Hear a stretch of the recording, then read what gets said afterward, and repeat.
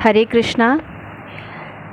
अपने पहले के वीडियो में मैंने आपको बताया था कि किस प्रकार ब्रह्मा जी से वाल्मीकि जी को रामायण लिखने की प्रेरणा प्राप्त हुई। तो आज हम उससे आगे के अध्याय की बात करते हैं। तो बात है रामायण की। अयोध्या नगरी को राजा दशरथ, जहाँ के राजा थे, उसे स्वयं महाराज मनु ने बनवाया था और बसाया था। जैसे स्वर्ग में देवराज इंद्र ने अमरावतीपुरी बसाई थी, उसी प्रकार दशरथ जी ने भी अयोध्यापुरी को बसाया था। पहले की अपेक्षा विशेष रूप से बुद्धिमानी से बसाया था। इक्ष्वाकु कुल के स्वामी राजा दशरथ अयोध्या नगरी की रक्षा महाराज मनु ने जैसे की थी, उससे भी अधिक बुद्धिमानी से करते थे।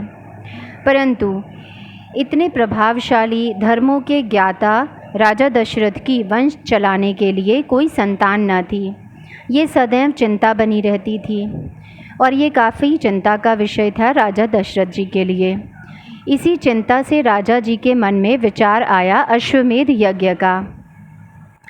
इस विचार से राजा दशरथ जी ने मंत्री सुमंत्र जी से कहकर सभी पूजनीय गुरुजनों और पुरोहितों को महल आने का निमंत्रण दिया और उन सभी के समक्ष अपनी पुत्र प्राप्ति की चिंता व अश्वमेध यज्ञ के विषय में वार्तालाप किया।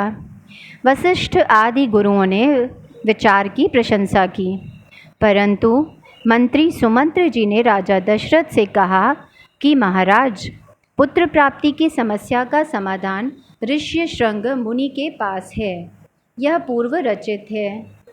आपको ऋष्यशृंग मुनि, जो कि विभांडक मुनि के पुत्र हैं और विभांडक मुनि के पिता महर्षि कश्यप हैं, तो इस प्रकार आपको ऋष्यशृंग मुनि को किसी उपाय से यहाँ पर बुलाना होगा और आपकी पुत्री शांता का विवाह ऋष्यशृंग मुनि से कराना होगा, जिससे वो आपके जमाता बनेंगे। यह कार्य तनिक मुश्किल होगा। यद्यपि मुनि ऋष्यशृंग ने बाहरी दुनिया के प्रति कभी रुचि नहीं रखी है, वे सदैव अपने पिता विभांडक मुनि के साथ ही रहे हैं। तत्पश्चात सुमंत्र जी के कथनानुसार नगर की सुंदरियों के सहयोग से मुनि ऋष्यशृंग को अंगदेश लाया गया। फिर एकाग्रचित्त होकर ऋषि को अर्घ्य निवेदन करके राजा दशरथ जी ने उनसे वरदान मांगा कि आप और आपके पिताजी कृपा प्रसाद मुझे प्राप्त हो। तत्पश्चात ऋष्यशृंग को अंतःपुर में ले जाकर दशरथ जी ने शांत चित्त से अपनी कन्या शांता का विवाह ऋष्यशृंग मुनि से विधि विधान के साथ संपन्न किया। इस प्रकार महातेजस्वी ऋष्यशृंग राजा दशरथ जी से पूजित होकर के संपूर्ण मनोवांछित भोग प्राप्त करके अपनी धर्मपत्नी शांता जी के साथ निवास करने लगे। तो अभी तक हमने जो बातें करी वो ये कि किस प्रकार से ब्रह्मा जी के आदेशानुसार वाल्मीकि जी को रामायण लिखने की प्रेरणा प्राप्त हुई। तो उसमें हमने यहाँ से शुरुआत करी है कि किस तरीके से जब राजा दशरथ को पुत्र प्राप्ति की चिंता हुई और उन्हें ये चिंता सताने लगी कि उनका वंश किस प्रकार आगे बढ़ेगा, किस तरीके से आगे उनके वंश की उन्नति होगी, और राजा दशरथ को हमेशा ये चिंता रहने लगी कि राजा दशरथ के बाद उनका राजपाट, उनका सिंहासन, उसका उत्तरदायित्व किसके कंधों पर होगा, कौन राजा का भार अपने कंधों पर लेगा। ये चिंता उन्हें हमेशा सताती थी। तो जब इसी प्रकार इस कहानी में हमने देखा कि किस तरीके से उन्होंने अपने मन में ही ये विचार करा कि उन्हें अश्वमेध यज्ञ करना चाहिए, और इस विचार को उन्होंने अपने मंत्री, जिनका नाम सुमंत्र जी है, उनके सामने रखा, और जो उनके गुरु हैं, गुरु वशिष्ठ, उनसे, और अपने जितने भी और गुरुजन थे उन सबके सामने अपने सुमंत्र मंत्री जी के समक्ष उन्होंने ये अपना विचार प्रस्तुत किया कि उन्हें अश्वमेध यज्ञ करना है। और उस अश्वमेध यज्ञ से ही ये बात भी सुमंत्र जी के द्वारा निकल कर आ गई कि यह घटना भी पूर्व रचित है। इसी प्रकार से घटित हो चुका है कि जब आपकी जो कन्या है, क्योंकि आपको पुत्र नहीं है अभी, लेकिन जो आपकी कन्या है, आप उनका विवाह ऋष्यशृंग मुनि उनसे करिए। और उसके पश्चात अभी हम आगे की कहानी जब हम इस विषय पर पढ़ेंगे, या मैं जब मतलब पढ़ूंगी, तब इसमें एक वीडियो मैं बनाकर डालूंगी कि उसके बाद किस तरीके से ये चीज़ें आगे और बढ़ीं। और उससे पहले ये हुआ कि शुरुआत जो राजा दशरथ जी को जिस भी विषय में चिंता थी पुत्र प्राप्ति को लेकर के, उन सारी समस्याओं का समाधान ऋष्यशृंग मुनि ही देते हैं। तो इसीलिए सुमंत्र जी को ये आभास था, उन्हें ये पूर्व ज्ञात था कि इन सारी समस्याओं का जो राजा दशरथ जी को चिंता है, उसका समाधान किसके पास से निकलेगा, और उसके लिए उस समाधान तक पहुंचने के लिए राजा दशरथ को पहला क्या उपाय करना पड़ेगा। तो उस उपाय स्वरूप ही उन्होंने राजा दशरथ को बताया कि आपको सबसे पहले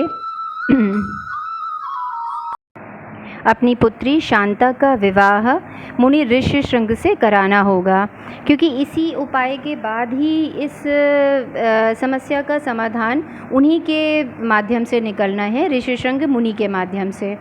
और क्योंकि उन्होंने हमेशा वो अपनी पिता की छाया में ही रहे हैं, विभांडक मुनि उनके पिता थे, उन्हीं के साथ हमेशा उन्होंने अपना जीवन व्यतीत किया है। तो इस कारण से जो ऋष्यशृंग मुनि हैं, उन्होंने बाहरी दुनिया का कभी भी उन्हें बाहरी दुनिया का परिचय मिला ही नहीं कि बाहर की दुनिया कैसी है। यहाँ तक कि ये भी कहा गया कि ऋष्यशृंग जो मुनि थे, उन्हें किस प्रकार से स्त्रियां कैसी होती हैं, या राजपाट का क्या चीज़ है, बाहर की दुनिया में लोग कैसे रह रहे हैं, सुख दुख क्या है, उन्हें किसी भी विषय की कोई भी जानकारी नहीं थी। तो इसी कारण से जब ऋष्यशृंग मुनि को राजा दशरथ को अपने यहाँ पर निमंत्रण देना था, तो उन्हें ये भी उपाय करना पड़ा कि राजा दशरथ जी को ये भी उपाय करना पड़ा कि उन्होंने जितनी भी उनके राज्य में बहुत सुंदर स्त्रियां थीं, उनको भी माध्यम के बना करके कि किसी भी तरीके से ऋष्यशृंग मुनि बहुत मोहित हो जाएं उन पर, और उसके बाद वो किसी भी प्रकार से उन्हें अपने राज्य में बुलवा सकें। क्योंकि कारण यही था कि वो हमेशा विभांडक मुनि के साथ ही रहे थे, तो उन्हें बिल्कुल भी अंदाज़ा भी नहीं था कि हाँ, बाहर की दुनिया में या वहाँ का परिवेश कैसा होता है। तो इस कारण से जितनी भी स्त्रियां थीं, उन्हें भी, क्योंकि विभांडक मुनि का उन्हें भय भी था, तो इसलिए जब भी विभांडक मुनि नहीं होते थे, तभी वो वहाँ पर बहाने बहाने से जा करके ऋष्यशृंग मुनि को अपनी ओर आकर्षित करती थीं और उनको फल प्रदान करती थीं, मिष्ठान देती थीं, भोजन देती थीं, जो कि उन्होंने कभी चखा ही नहीं था। तो इस तरीके से भोजन और मिष्ठान के द्वारा जब उनका आकर्षण उन स्त्रियों की तरफ हुआ, और उसके पश्चात ही वो स्त्रियां भी इसमें अपने आप को सार्थक बना पाईं और उन्हें राज्य तक ला पाईं।